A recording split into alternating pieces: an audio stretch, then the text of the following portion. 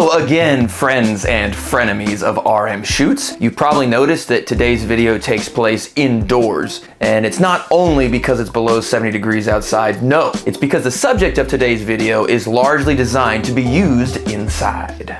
Shooting a gun with any amount of proficiency requires that a technique known as aiming be performed within a fairly strict margin of error. Improving this skill requires practice. Practice requires time, and in the case of most shooters, access to a gun range, which largely is outside, and for most people also costs money to go to. Another financial consideration is the ammunition. See, you can't not pay for ammunition. However, shooters still have an option for times of snow and poverty. See, that margin of error that I mentioned earlier comprises a few factors, not least of which is the trigger pull itself. Many shooters argue that the trigger pull is the soul of each shot. It's what makes high-end trigger replacements very popular, and dry fire training very popular. Dry fire is the act of pulling the trigger of your unloaded gun. That detail is extremely important here, unloaded gun. Using this as part of training allows shooters to get a feel for their trigger, which varies significantly from one firearm to another. This also allows them to get some training time in their bedroom when it might be raining or snowing, or you can't afford ammo, or your local range is being used by that bastard Dave. So what is so important about learning the trigger? You may remember when you were a kid being yelled at by your dad not to yank the trigger but to squeeze it slowly. And if you weren't a frickin' idiot, you'd have noticed that this technique leads to your sights staying on target a lot better as you squeeze that trigger, not yank it.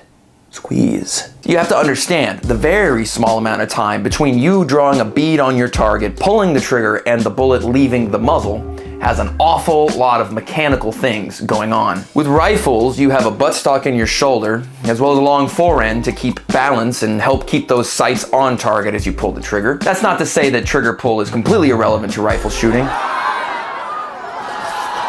But there is a reason why new shooters generally struggle with handgun shooting compared to rifle shooting.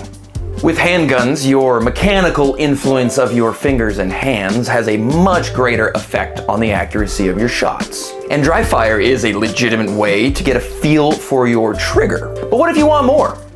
What if you're having a hard time putting the rubber to the road here and sort of figuring out what you are doing wrong and are doing right? That is where this, or more precisely, this, comes into play. The Mantis X is marketed as a training tool that's designed to give you in-depth data on each one of your shots during dry fire practice, and also advice on how to interpret that data. It works by recording movement for a short period of time before and after the firing pin drops in your handgun. Again, on an empty chamber. Very important. And all of this is represented on the accompanying app on your phone that comes with a ton of pre-configured drills and challenges to help you keep going. So in effect, while you are learning the nuances of your trigger's pull, you are also kind of starting to learn the nuances of your fingers and hands and wrists and arms and shoulders and all that stuff. Okay, so you may have heard the scores as it's coming up. But just in case you didn't, let's go reflect on the phone screen. Okay, so my average score was a 91.4, and that was 7.55 seconds for each shot. So you can see that there's a goal here. Every day there's a goal of 50 shots, which I think fluctuates as you progress or maintain training or sort of lack on training. Now you get a pretty good breakdown of every single shot with little scores here. So the red, I believe the red cup is your highest score. The gray cup is your lowest score. There's other little factors here, such as your fastest time and your slowest time. So let's start on shot 4, which was my highest score. So you can see this spaghetti model, and if you're used to, if you live in the Southeast, you might be used to things like this when it's hurricane season. But what this represents is everything moving before the shot and then moving after. Now, just to make note here, I have the gun set in bullseye mode, which is supposed to record more data. But if you hit the play button, it shows you all of the blue movement leading up to the shot. And as you can see as this goes, every little tiny minute detail of me shaking is being represented here. Yellow is the trigger pull and red is the post trigger pull. Now that was kind of hard to see right at the end there. All of this yellow movement is the actual movement during me pulling the trigger, and the little red trail is the post pull. Initially, I considered this product to be sort of a gimmick. Until recently, I came to learn that there is a sort of gamification thing that's built into the app, which includes scorekeeping and community groups. So I thought that sounded like fun and decided to get my hands on one. And to be honest with you, even if the training benefit is only half of what MantisX advertises it as being, it's still a whole hell of a lot better than only getting practice on the days where I can go out to the range. And to be fair too, I have always kind of dabbled with dry fire practice, but it's admittedly kind of a difficult thing to regularly practice and get going if you have a brain like mine. And that's where things like this that sort of gamify it and give you sort of progression and data and stuff to keep moving really, really help. There are other representations of this data that you can feast your eyes on. One of the primary things is it sort of shows you the direction that each shot is being pulled or isn't being pulled to. So for instance, it gives you some advice about when that particular shot pulled off, the reason it probably did. This is basically just based on just conventional wisdom of handgun shooting. Everybody's a little different. This isn't really word of gospel, but it is pretty good advice. You a couple sort of pointers there about different techniques. And then like low right, it gives you a demonstration of what tightening your grip looks like, which pulls you low right. The low left, flinch, whatever flinch is kind of infamous for most shooters, but it's by far not the only thing that we can do wrong. So as of recording, I probably only have a couple handfuls of sessions with the Mantis, and I am currently mainly focusing on using my CZ75, although I have used it with the Rock 5.7 as well. Works great either way. And I've also been focusing on concealed draw drills, of which there is an entire course built into the app with progressively more and more challenging challenges. 75. So that was the stage that I'm on with the concealed draw drill, the hostage rescue. The rules for it are that you have to draw, take a shot within 4 seconds, and score an 85 or higher to pass to save the hostage. So with a little bit of creativity here, you know, there's like different scenarios that you can create with just tweaking the rules slightly. But the point is that I dropped the very last one, so I got 4 out of 5. So it is a little tricky. So my first impression is that this system is actually quite simple. There is no specific point of aim besides whatever you deem that your target is going to be, as the Mantis does not work like a light gun and you don't aim it at your phone screen or something weird like that, but rather it just figures everything out based on movements alone. The Mantis interprets the exact point of the firing pin clicking, making that sound, or movement inside the gun as the shot point, which of course makes the most sense. But I feel like it assumes that you are on target in that moment. And as I said, since there is no feedback going into the Mantis about whether you are actually on target or not, it's just making the assumption that you didn't spend $100 to squeeze the trigger over and over again in a vice grip to see the number go up. And if that is you, I'm sorry. Secondly, the Mantis attaches to your firearm via Picatinny rail. So in my case, I had to get a floor plate adapter for my CZ. And because then my magazine would be necessary, I got a package of their dummy rounds as well, which stopped the slide lock from engaging. So keep that in mind, that if your firearm does not have a Picatinny rail system on it, Mantis does offer quite a few adapters, either rail-to-rail adapters or in my case, floor plate adapters like this. Also, I haven't looked into this, but the 3D printing community is only growing by the day, so there might be a group of people out there that are making these for a gun that they don't. But you didn't hear that from me. Okay, so for our little demonstrative purpose here, we are 8 feet away from the quote-unquote target. And as you can see, I'm gone full lazy with this. I'm in the bathrobe and I'm not even going to comb my hair for this. And what I'm going to be highlighting here is a pretty fun drill that has just come up in the concealed course on the Mantis app. This is a decision-based drill. You're given a color. Every beep, a random color comes up, and you're only supposed to pull the trigger on your color. This is pretty fun because it kind of engages your brain before you engage your trigger. For this purpose, I have the phone set up on my range bag as the target. It's just slightly under eye line for me, so I'm not trying to aim too far down. As it were, I actually need pants for this drill because the rules actually were incorrect on the drill itself. You don't begin on target, you have to draw from your holster.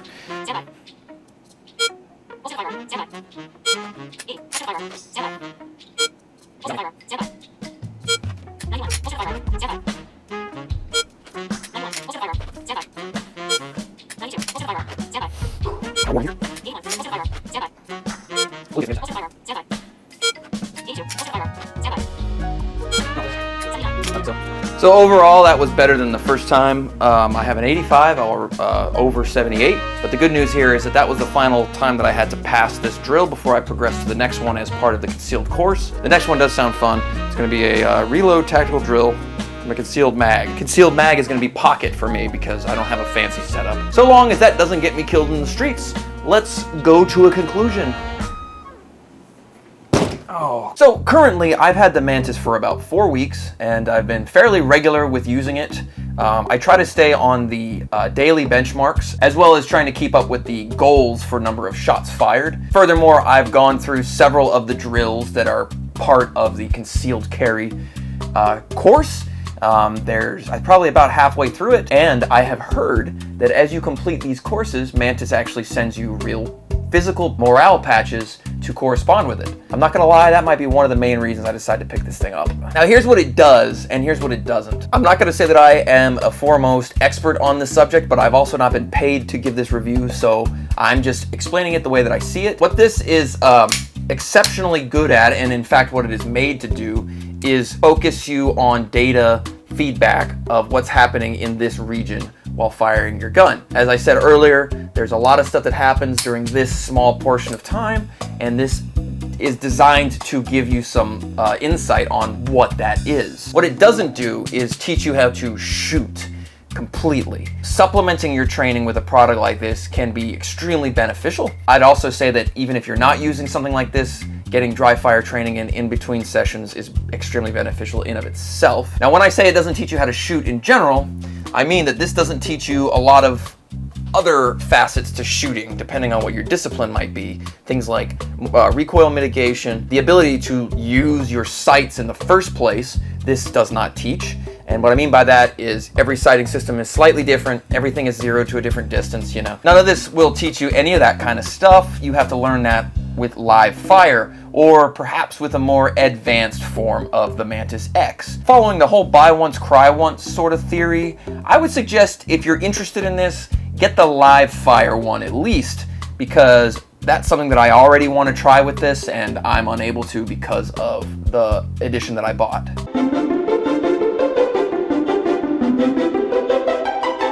So besides what it doesn't teach you, there's also some limitations within the realm of what it does. What I mean by that is, since this sensor in this little thing is detecting the minutiae of what's happening inside your pistol, it is pretty sensitive. When I first started using it, I had some issues with false positives. When I would reset the trigger very slowly, which is the way that I've always known to do it when I am dry fire training, sometimes that itself registers as the hammer dropping. One of the other guys on the team got hold of this and tried it out with his really flashy Beretta M9A4. But for one reason or another, he had a lot of issues with the Mantis detecting the gun firing when it wasn't. It was happening to him when he reset his trigger, and also when he pulled the hammer past half cock. One of those things is fairly easy to mitigate. You just kind of learn to release the trigger a little quicker. When I started doing that with my CZ, the Mantis never really detected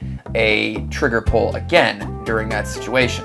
But in his case, perhaps it's the chunky hammer or the alternate design in trigger bar that might be causing the half-cock notch to register in the Mantis as the hammer dropping. So this is a little annoying and frustrating because he wanted to really get a good benchmark of his trigger performance. And granted, he didn't spend a lot of time troubleshooting it. We tried changing some of the techniques for detection, I think is what you'd call it, between single and double action, and then there's also single action legacy.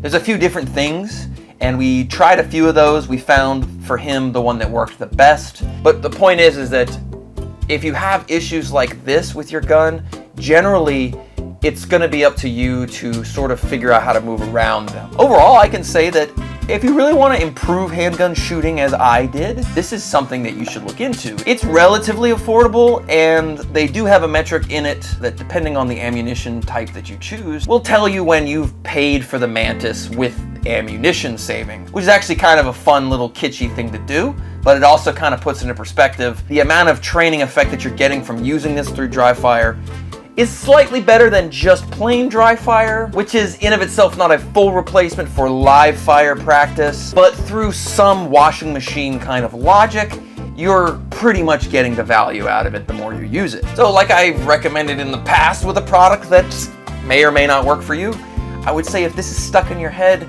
you should just probably get it, give it a shot, and then you'll know for sure. The one time that I've actually been able to get out to the range during this holiday chaos, I feel like my handgun shooting actually improved slightly, if for no other reason than I feel like the perishable skill effect over the last few weeks of not shooting at all did not degrade my skill as quickly as they might have if I wasn't doing this. But if the Mantis interests you, you won't find a coupon code below because we don't have them, because Honey stole them all.